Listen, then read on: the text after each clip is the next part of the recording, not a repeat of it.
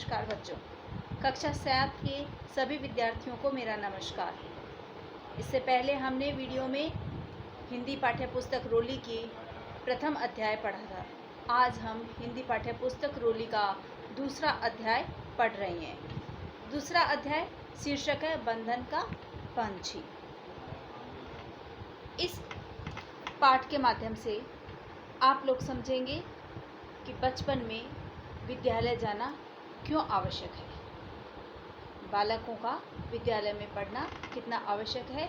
इसी कथा को आगे करते हुए इसमें एक बच्चा करीम है जिसके पिता ने उसको बचपन में ही स्कूल से छुट्टी दिला कर के घर के काम और व्यवसाय में अपना हाथ बटाने के लिए छुड़वा दिया।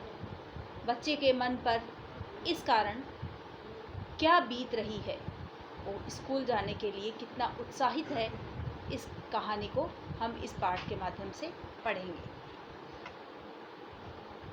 आज करीम बहुत जल्दी उठ गया और जल्दी फैक्ट्री जाने लगा क्योंकि उसे फैक्ट्री जल्दी जाना पहुंचना था। लेकिन रास्ते में अपने स्कूल के कुछ दोस्तों को कंचे देखते हुए वह खेल रहे थे, देख करके वह रुक गया और वह भी उसमें शामिल हो गया। खेलते खेलते उसे ध्यान ही नहीं रहा कि कितना समय बीत गया है। खेल में बहुत मज़ा आ रहा था और कुछ बच्चे उसे यह भी पूछ रहे थे कि तुम आजकल स्कूल क्यों नहीं आते। उसका प्रिय दोस्त मित्र था जनार्दन। जनार्दन ने उसे पूछा कि आजकल तुम स्कूल क्यों नहीं आते। इस बात से उसका मन उदास हुआ और उसने दुखी मन से अपने पिता की मजबूरी को बताते हुए कहा कि उसके पिता ने उसको फैक्ट्री के काम में, फैक्ट्री किसकी, बीड़ी बनाने की, बीड़ी एक नशीला पदार्थ है, उसको बनाने की एक फैक्ट्री में उस छोटे से नन्हे से बालक को काम पर लगा दिया। ऐसी जगह एक तो बाल अवस्था में हमें कार्य ही नहीं करना चाहिए। यदि हम आसपास ऐसे कुछ बालकों को काम करते हुए देखें तो हमें उन्हें मना भी करना चाहिए और अपने बड़ों को भी यह सिखाना चाहिए कि बचपन में विद्यालय जाना, शिक्षा लेना कितना आवश्यक है। हमें उसको शिक्षा के कार्य को छोड़ करके दूसरे कार्य को नहीं करना चाहिए। लेकिन पिता की मजबूरी ने करीम को पढ़ने से रोक दिया और उसे विद्यालय छुड़वा दिया। स्कूल बैग लेकर जाने वाले जनार्दन को देखकर करीम को उससे जलन सी भी हुई। जनार्दन को देखते देखते करीम को अपने स्कूल, वहाँ के दोस्त, वे खेल जो खेला करते थे, वे सब एक एक करके याद आने लगे। दोनों लड़के कुछ आपस में एक साथ चलने लगे लेकिन कुछ भी नहीं बोल रहे थे। जनार्दन ने ही पहले बात शुरू की और करीम के स्कूल छोड़ देने का कारण पूछा। करीम ने के दुख और भी बढ़ गया। मुश्किल से कोशिश करके उसने कहा कि अब्बा ने छुड़ा दिया। अब्बा माने पिता, करीम के पिता ने। क्यों?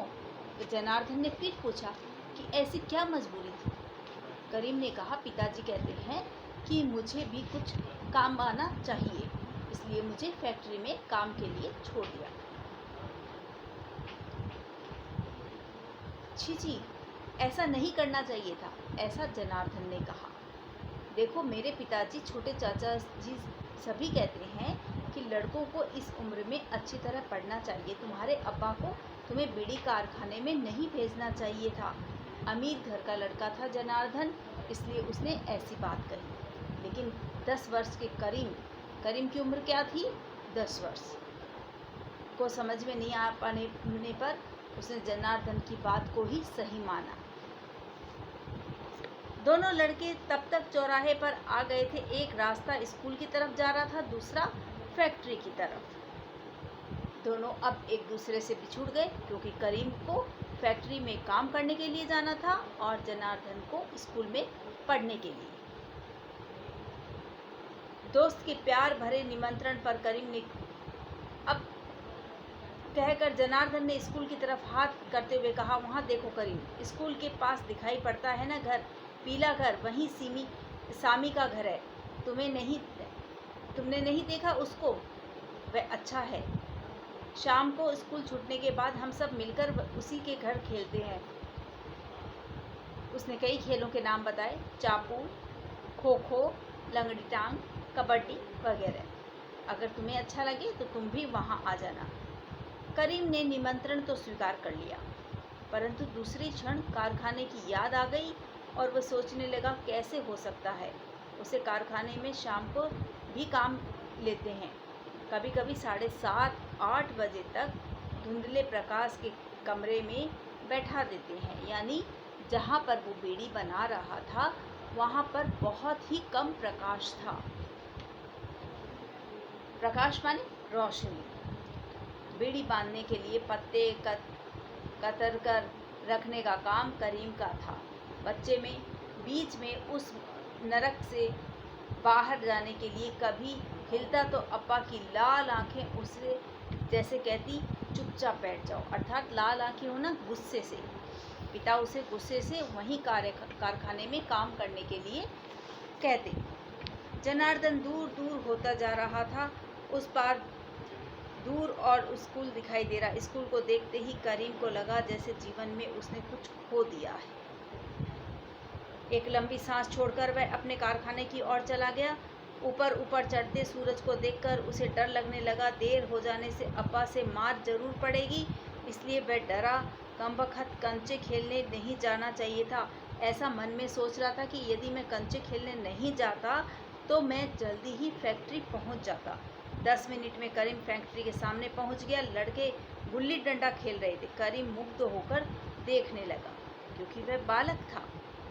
गुल्ली के लिए वह चाहे खाना भी छोड़ देता, इतना मन था उसका उस खेल में। अर्थात इस अध्याय से हम क्या सीख रहे हैं कि बालक ने जब कार्य करना शुरू किया तो उसके खेल, उसकी पढ़ाई, उसके साथी सब छूट गए और बालक का बाल मन अब केवल एक कार्य करने के लिए ही रह गया। और पिता का डर, फैक्ट्री में मालिक का डर, इन सब का भय उसके मन में समा गया। अब वह गुल्ली डंडा खेलते खेलते इतना मगन हो गया कि उसे स्कूल फैक्ट्री पहुंचने में देर होने लगी। 1 2 3 रेडी झुककर खड़ा, डंडा हाथ में लिए गुल्ली को देखता लड़का तिमार रेडी जोर से बोला। गुल्ली को पकड़ने के लिए तैयार दूर खड़े विरोधी पक्ष के लड़के बोले रेडी। करीम का कौतूहल बढ़ा। तिमार कैसे मारता है, गुल्ली कितनी दूर जाती है, इसका अंदाजा करके वह गौर से देखता रहा। अर्थात वह गुल्ली डंडा के खेल में इतना मगन हो गया था कि उसे फैक्ट्री जाना याद ही नहीं रहा। हंसी हमेशा संक्रामक होती है और लड़के भी हंसे। तिम्मा रेड्डी को अपमान सा लगा और नाराज हुआ। यह आया बड़ा आदमी, हंस रहा है जैसे बड़ा खिलाड़ी है, कहकर तिम्मा रेड्डी तमतमा उठा। तिम्मा रेड्डी एक बालक का नाम था। मुझे एक बार खेल के तो दिखाऊंगा। करीम ने दृढ़ निश्चय किया और अटल आत्मविश्वास से कहा, आए बड़े खिलाड़ी, मैं जानता हूँ। चुप रहे, एक बार खेलने का मौका देखना। ओ आ जाओ। ऐसा करीम ने चुनौती दी और उस चुनौती को स्वीकार करके बच्चों ने उसे खेलने का मौका दिया। चुनौती मिलते ही करीम की बाहें फड़फड़ाने लगी, यानी वो उत्साहित हो गया। दूसरा कोई कहे तुम यह काम नहीं कर सकते तो वह कहता जरूर कर सकता हूँ, ऐसी दिलेरी थी उसकी। वह जोश से आगे बढ़कर आया। रेड्डी के हाथ से डंडा लेकर उसने गुल्ली को ठीक जगह रखकर डंडे को आराम से फिराते हुए हुंकार कर कहा, रेड्डी। दूर खड़े हुए लड़कों ने भी कहा, रेड्डी।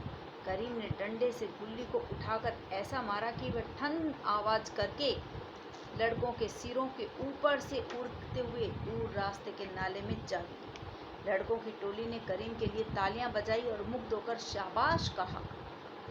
अवाक खड़े तिम्मा रेड्डी के हाथ से डंडा देखते हुए करीम के चेहरे पर ऐसे सेनापति का विजयोत्साह चमक रहा था। करीम को बहुत मज़ा आ रहा था जब उसके सभी साथियों ने उसका उत्साह बढ़ाया और उसके जब गिल्ली को दूर फेंक दिए जाने पर सबने तालियां बजाई। लेकिन फैक्ट्री जाना मजबूरी था उसका। अब उसे फिर से फैक्ट्री की याद आई और वह भयभीत होकर के फैक्ट्री की तरफ मुँह करके दौड़ पड़ा। अरे बेवकूफ़, यहाँ आ गया, अब्बा ने बुलाया। डरते डरते करीम फैक्ट्री की सीढ़ियाँ चढ़कर दरवाजे के पास गया। अब्बा की आंखें गुस्से से जल रही थी, अर्थात बहुत तेज़ गुस्सा आ रहा था। अब्बा ने करीम के गाल पर जोर से एक तमाचा लगाया। करीम की आंखों से आंसू बह गए। लड़के के अविवेक के कारण उसके काम के बदले परिवार को मिलने वाले पैसों में से कुछ पैसे न मिले तो इस तरह की बात सोचने वाला पिता की दृष्टि पुत्र के आंसुओं की ओर नहीं गई। उसने लड़के के आगे कुछ पत्ते और कैंची फेंक दी। अर्थात पिता इतना गुस्सा था कि उसने बच्चे के बाल मन को कुछ भी नहीं समझा। करीम आंसू बहाते हुए पत्ते कतरने लगा। बाहर खेलने वाले लड़कों की टोली से आवाज़ सुनाई दे रही थी। करीम की आंखों से लगातार आंसू बह रहे थे। बाहर से लड़कों की आवाज़ बार बार सुनाई पड़ती, 1 2 3 रेडी। अर्थात करीम को कितना बुरा लग रहा था उसके स्कूल नहीं जाने और उसके दोस्तों को छुड़वा देने से। इस अध्याय से हमने यह शिक्षा प्राप्त की है कि हमें बचपन में जो कार्य करना चाहिए वो अवश्य करना चाहिए। हमारा बाल बचपन शिक्षा ग्रहण करने के लिए है। बच्चों का बचपन कार्य करवाकर उनकी शिक्षा में विघ्न नहीं डालना चाहिए। ऐसा हमें अपने आसपास के सभी बड़ों को, बुजुर्गों को समझाना चाहिए और जो बच्चे शिक्षा से वंचित रहते हैं उन्हें शिक्षा देने की प्रेरणा भी लेनी चाहिए। ये वीडियो के बाद में हम इसी दूसरे अध्याय के प्रश्नोत्तर करेंगे अगले वीडियो में। धन्यवाद।